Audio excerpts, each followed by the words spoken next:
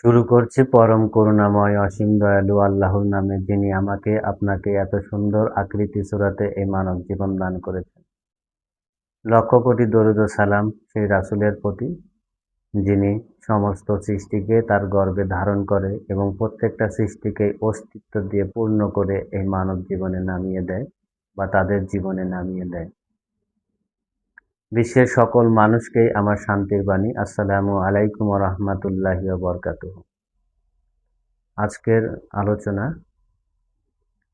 পৃথিবীতে মানুষকে ধর্মের নামে জাতে জাতে বিভক্ত করেছে কারা? এর জন্য দায়ী কারা? আমরা যদি সেই অতীত থেকে সেই ধর্মের রশি টানি, তাহলে দেখা যাবে যে অতীতের সেই যুগ ছিল নবুয়তি বা রিসালতির যুগ। সেই যুগে যখন সেই নবী বা দেব দেবতাদের অবতার ঘটেছিল, সেখানে তাদের ধর্মকে তারা প্রতিষ্ঠা করেছিল, প্রচার করেছিল।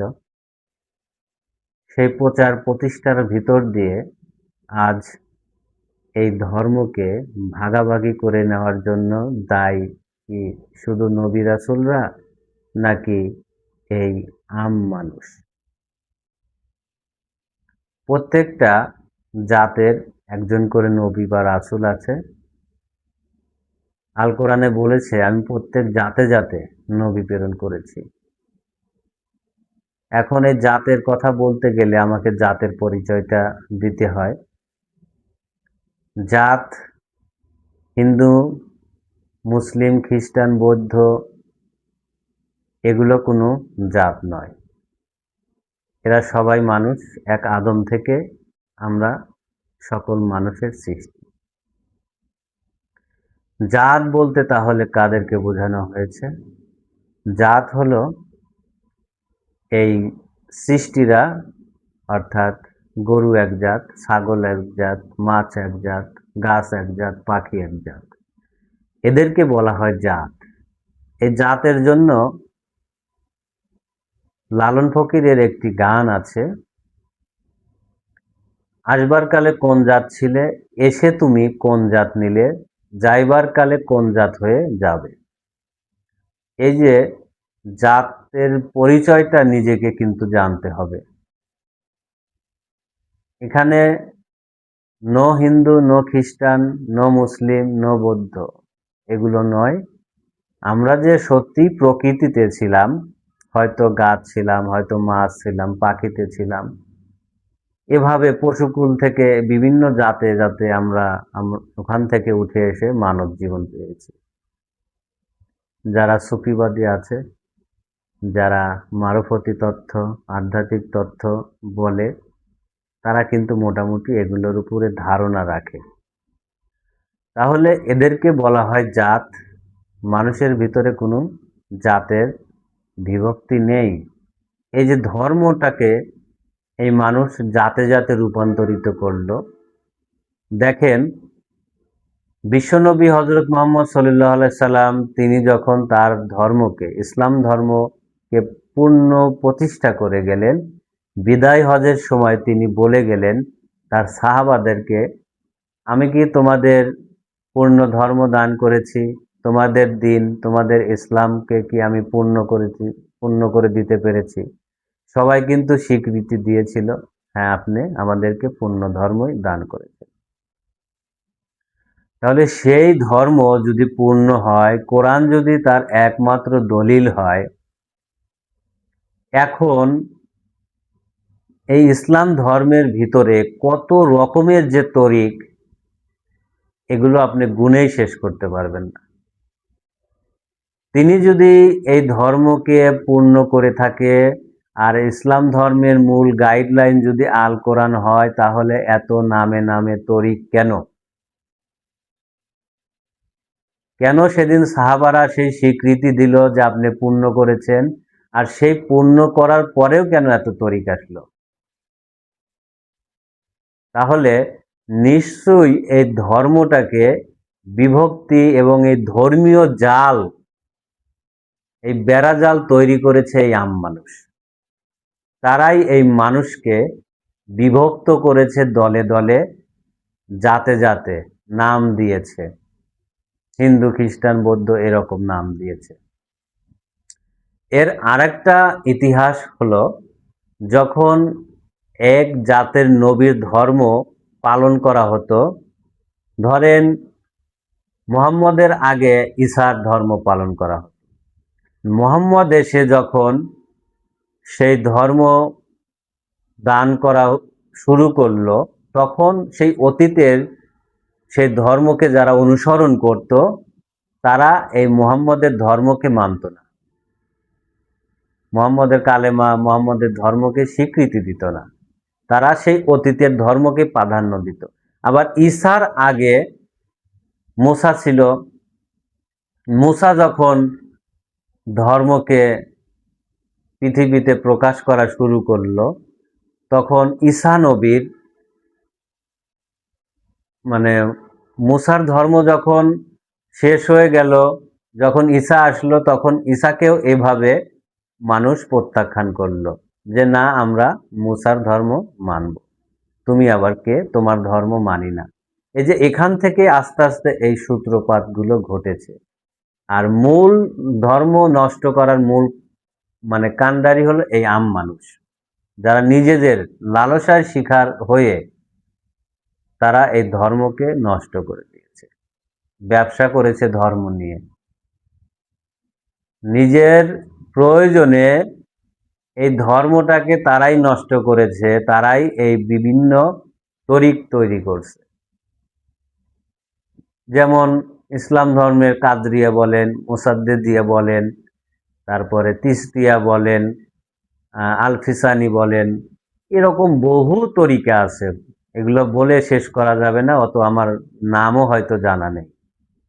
কিন্তু এর গাইডলাইন যদি আল কোরআন থাকে, আল কোরআন যদি ইসলাম ধর্মের মূল গাইডলাইন হয়ে থাকে, এত তরিকের ভিতরে তো মানুষের যাওয়ার কথা ছিল না।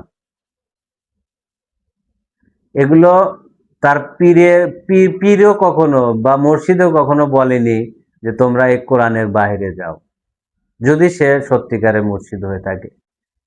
তার যে পীরের যে চেলাপেলারা, এরাই মূলত তাদের সেই শীর্ষে ওঠানোর জন্য, নিজেকে বড় করার জন্য, যে আমার মুর্শিদ তো বা আমার পীর তো এই করছে, সে পানির উপর দিয়ে বাসিছে, সে এত পবিত্রতা অর্জন করছে, সে কবরে যায়ও সে জিব্রাইলে থাপ্পড় মারছে।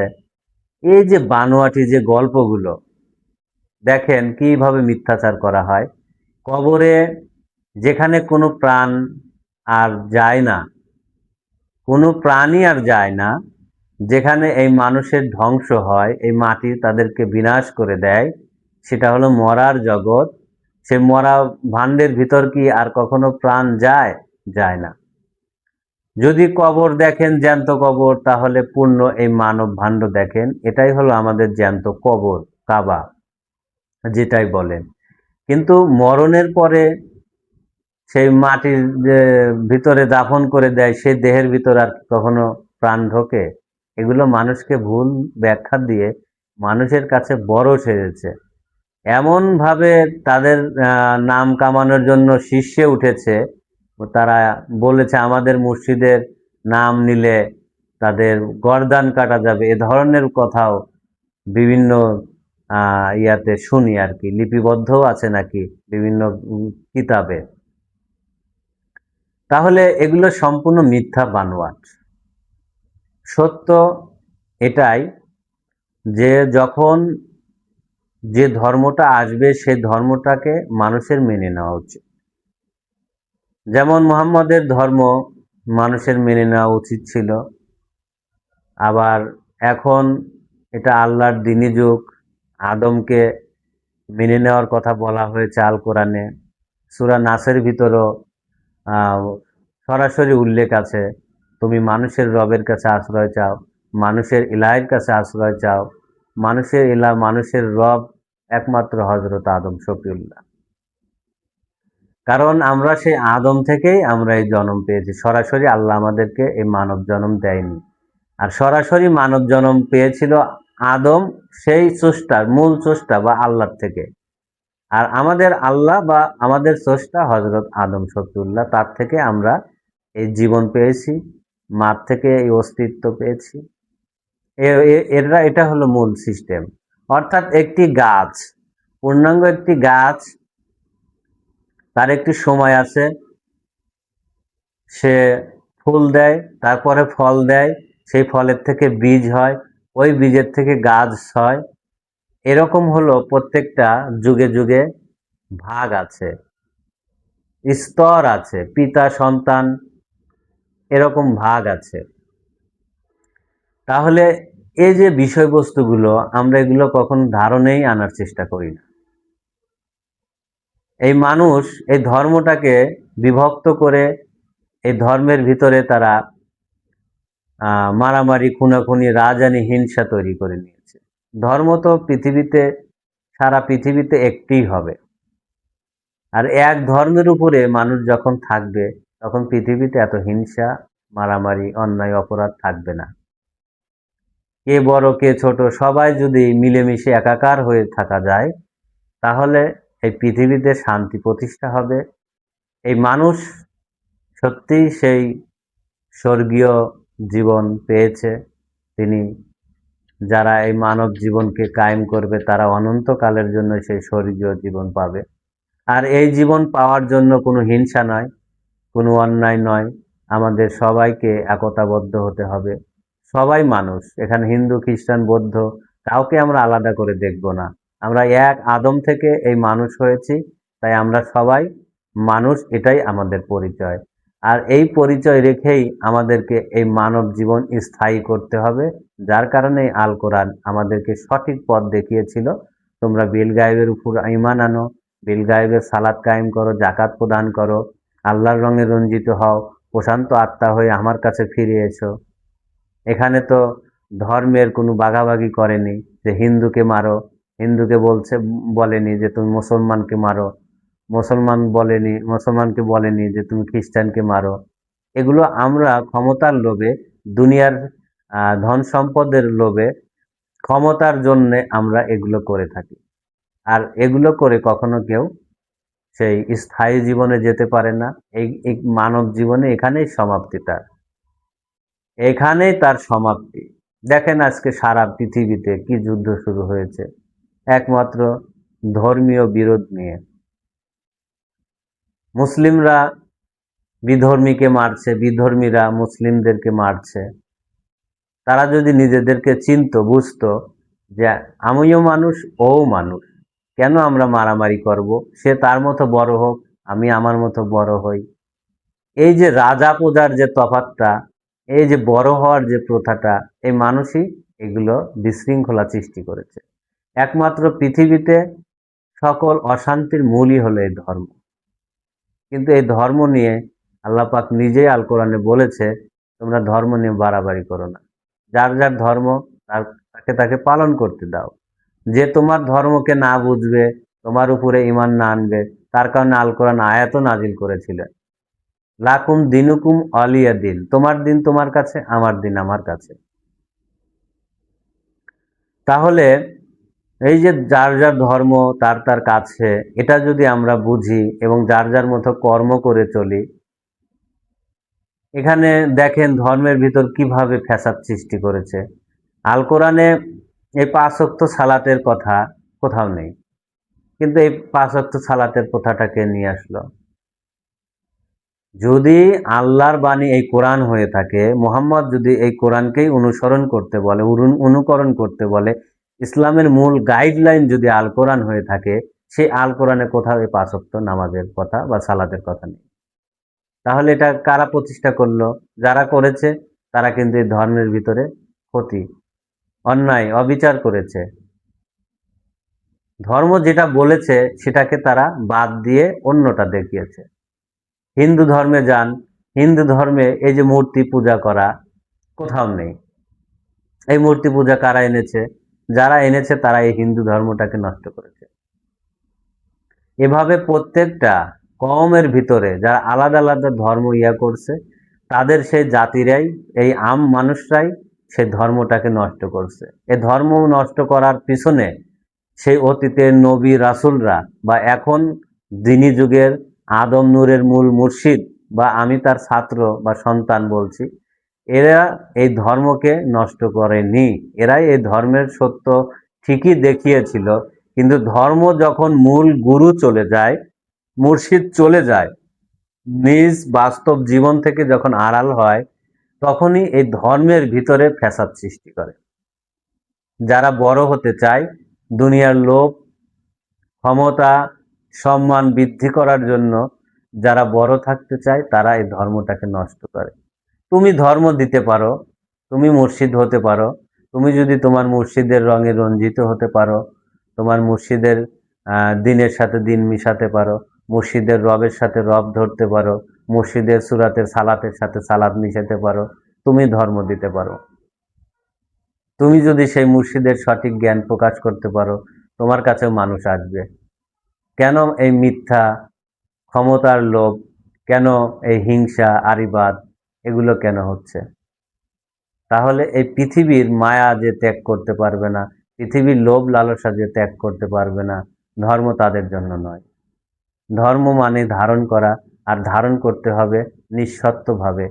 আমিত্বকে ত্যাগ করে বিলীন করে দিয়ে সেই আল্লাহর সাথে, সেই প্রভুর সাথে একাকার হয়ে যেতে হবে। এটাই হলো ধর্ম। এইটা যারা বুঝবে তারাই সফল কাম হবে। তাই যারা এই ধর্মটাকে নষ্ট করছে, সেটা যে কোনো ধর্ম হোক, আমি মনে করি ধর্মের মূল যে গাইডলাইন সেটাকে ফলো করা উচিত। সেখানে কি বলছে,